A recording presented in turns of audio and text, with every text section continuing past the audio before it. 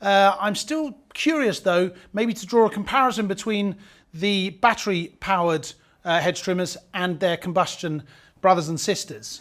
And as I understand, you've conducted some tests, right? Yep, to answer that, we'll take a little look at a comparison test that we've set up.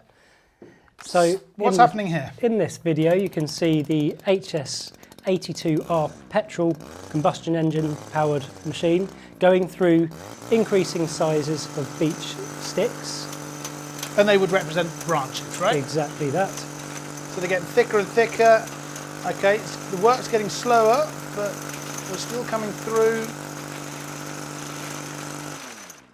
And here we see the it get to the fourth from last stick.